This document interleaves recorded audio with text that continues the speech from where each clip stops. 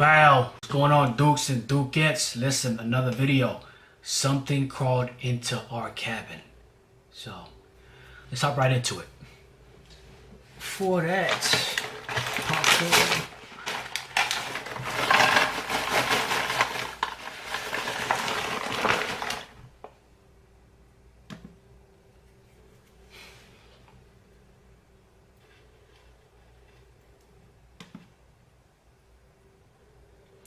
Always keep the doors and windows locked at night, especially when you're staying in a cabin in the woods. See, off jump. I'm not gonna be in a cabin in the woods. Off jump. As darkness prevails, the best place to share your creepy stories with the world, because this world is a strange one. Cabins are already eerie enough, little getaway shacks in the middle of the woods, far away from civilization. But what happens if someone breaks in? And what happens if that someone isn't entirely human? Well, the talented author Fresh Lad 4 tells us their story from the Reddit No Sleep forum about the time when something came into their cabin. You can use the links in the description to read the original post, or to check out more from Fresh Lad 4. But for the moment, prepare for our weekend getaway to the cabin in the woods.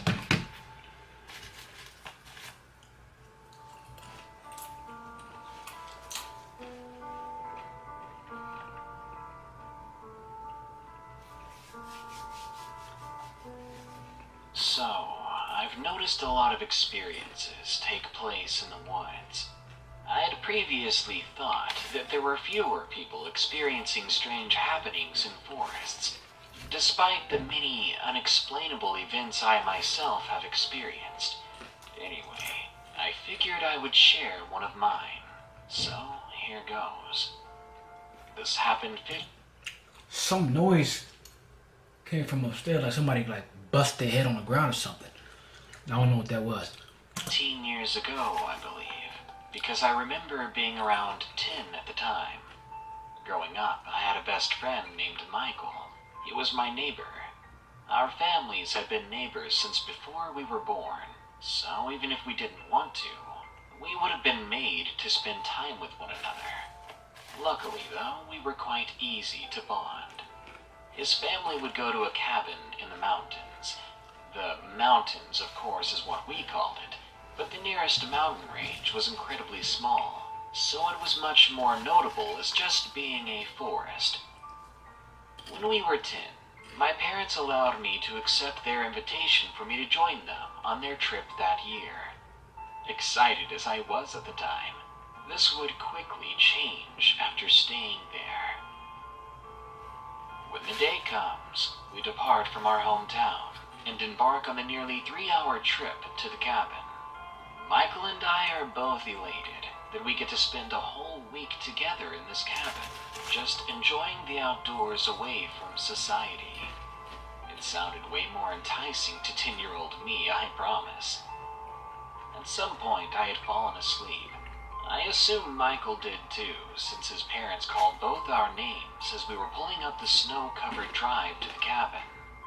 I look out the window, and I see a vast blanket of fresh snow covering everything. It must have snowed as recently as that morning, at least 5 inches deep too, judging from the snow amassed on the cabin's roof. This cabin was entirely surrounded by a forest that somehow still managed to appear incredibly dense, despite none of the trees even bearing leaves.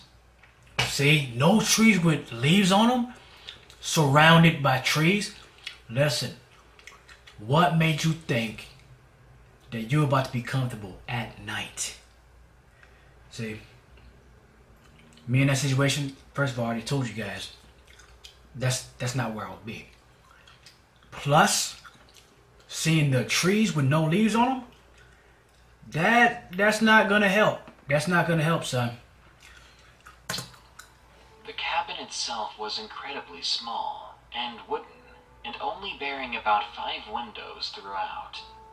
As soon as the car is parked, Michael and I burst out of the car and tromped through the snow, chasing one another and throwing snowballs. His parents took our bags and coolers of food inside and started making a home of the place, while we stayed outside nearly until dark, playing in the snow. As nighttime was nearing, Michael and I heard what I can only assume was the cry of an animal. It sounded like a nervous, shrill bleat. We both guessed it must have been a deer. Not long afterwards, Michael's dad would call us in for dinner. After dinner, we sat in the living room area. His mom tried to turn on a lamp, which wouldn't turn on. His dad joked about the place being cozy, but being wired horribly. Then he started a fire in the fireplace, and we just hung out until it was time to wind down for the night and get ready for bed. Michael and I headed to our room, which featured 2 twin beds, a closet whose door refused to latch, a throw rug, as well as one of the 5 windows in the cabin. Michael and I, being young and having slept on the way to the cabin, weren't really ready to sleep. So instead we spent our time sitting in our beds, trying to scare one another, the way kids do. We began nodding off and called it a night. We switch off the lamp and go to sleep. I was woken up in the middle of the night to what sounded like a very small slam or bang. It's always scary when you wake up in the middle of the night. Plus, what makes it even scarier is when you wake up by yourself. Everybody else is asleep, deep sleep, ain't nobody waking up, and you're the only one awake, and no one else is awake with you. That's scarier. Man. Jarred right from my sleep. I thought I had imagined the sound, but something woke me up nonetheless. I bolted upright in my bed, and I am sure I saw something creeping out of my peripheral vision. But the room was heavily shadowed, and it was a moonless night, so there was nearly no natural light to bathe the room. There was just me, Michael, and something else in the pitch black. I turn to the lamp, and I switch it on. Nothing. I try again to turn it... Before you even turn on a lamp, bro, you're supposed to already wake up your guy. Hey, yo, Jordan!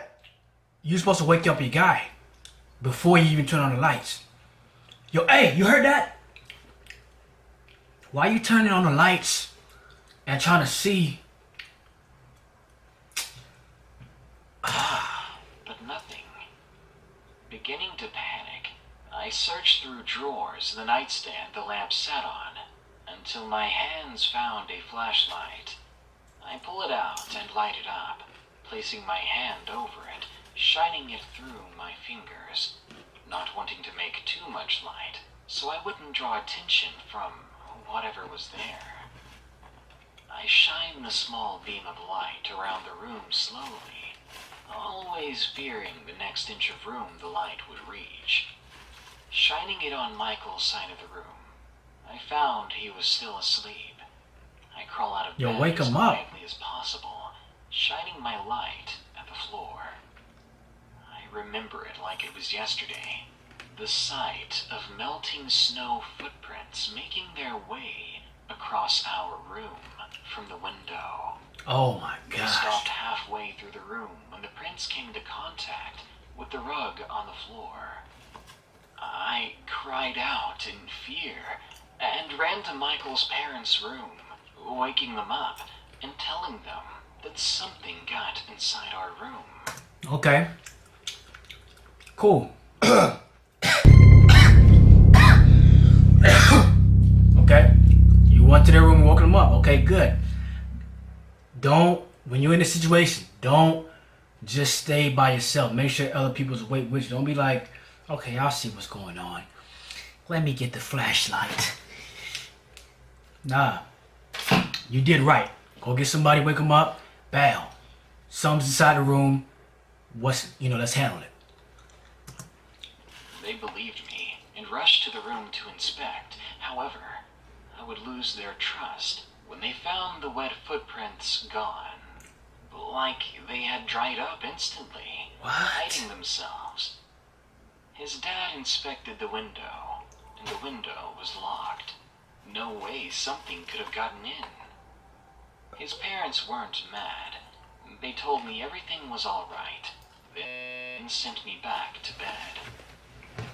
I curled up, with the flashlight still in my hand in case I should need it again. Eventually, I would get back to sleep and make it through the rest of the night. The next morning, Michael and I were woken up by his parents encouraging us to stay quiet. All of our bags were packed and in the car. We were rushed outside and into the car as quickly as we could, still in our pajamas.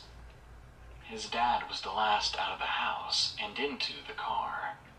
We drove all the way home, and Michael's dad told us that they had forgotten something at home, and that it was too much of a hassle to drive all the way back to the mountains just for a few days.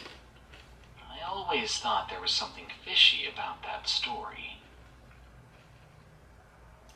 Over this past Christmas, Michael and I found some time to hang out and catch up. Our families had gotten together in his living room. We were just discussing life and reminiscing over some drinks. Then we bring up the cabin story, and his dad's demeanor suddenly becomes serious. That's when he decided to tell us what he actually knew. Well, Michael's dad woke up at the first light of dawn on the morning that we would leave. He got up and headed outside to collect firewood. Going behind the house where the forest was thickest, he spotted a trail of footprints in the snow coming from the woods, leading directly up to the window in Michael's and my room.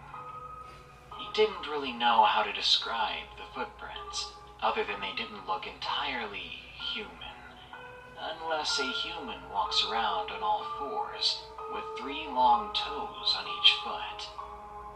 What the? He circled the cabin, looking for exit tracks, and found none. He immediately rushed into the house, woke up his wife, and told her to pack everything while he searched the house. Smart, man. See? As soon as you see it, okay, bam, it's right there. Let's be out. That's all you need. That's all you need. Lest you get chopped. You heard? One clue, that's all you need. Ain't no time to be like, okay, let me go down the forest and see what exactly it was. Let's take a look. This ain't Dora the Explorer, man. You ain't gonna find all the clues. You gotta stop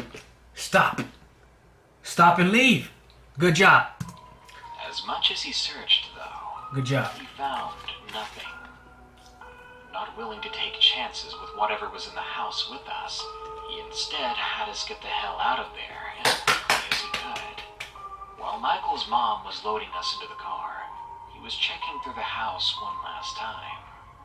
And upon checking our room, he found the closet slightly ajar, with just enough light shining in to illuminate a sunken black eye peeking out and watching him.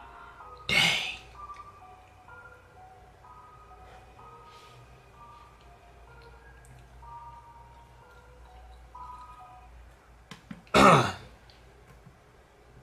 Yo, chill with that. See? So he saw what that was, and he was like, yup, we are out of here. Pack your bags, get in the car with your pajamas. Don't even change. Let's get out. Man. But see, that's what you do The first clue you get, waste no time. Waste no time to get out of there, bro. That's all I'm saying. Like, don't try to figure out jack. If it's looking suspicious, it probably is. And you're in a cabin in the woods, you gotta understand that it's nobody else around. Or if there is somebody else around, it's probably some maniac. Or probably not. But I'm just saying, you know? Well, that's it for the video. Like, comment, subscribe. Also, leave a comment on what you would have done in that situation. And yeah, see you next video.